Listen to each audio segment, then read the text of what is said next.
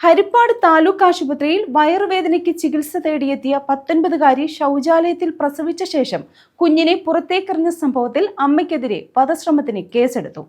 Medical college ആശുപത്രിയിൽ നടത്തിയ പരിശോധനയിൽ കുഞ്ഞ് പൂർണ്ണ ആരോഗ്യവതിയാണെന്ന് ഡോക്ടർമാർ അറിയിച്ചു.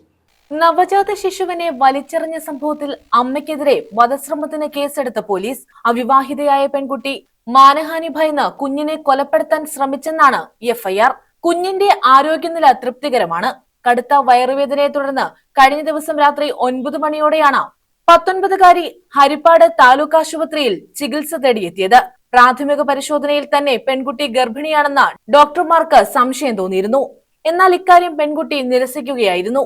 വേദന സംഹാരി നൽകിയിട്ടും വേദന മാറാത്തതിനാൽ നിരീക്ഷണത്തിൽ തുടരാൻ ഡോക്ടർമാർ നിർദ്ദേശവും നൽകിയിരുന്നു. തുടർന്നാണ് രാത്രി 12:15 ആശുപത്രി ശുചിമുറിയിൽ പെൺകുട്ടി പ്രസവിച്ചത്.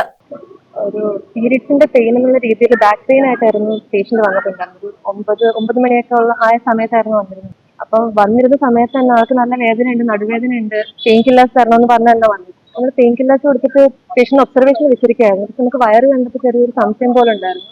ഫ്രീക്വന്റ് ആയിട്ട് ഞാനും ഇവിടെ ഡോക്ടറും സിസ്റ്റർമാരും ഒക്കെ പോയി ചോദിക്കുന്നുണ്ടായിരുന്നു, ഇങ്ങനെ എന്തെങ്കിലും പീരിയഡ്സ് മിസ് ആയിട്ടുണ്ടോ അങ്ങനെയൊക്കെ. അപ്പം ആള് കറക്റ്റ് റെഗുലർ ആയിട്ട് പീരിയഡ്സ് വരുന്നത്, അങ്ങനെ വേറെ പ്രശ്നങ്ങളൊന്നുമില്ല.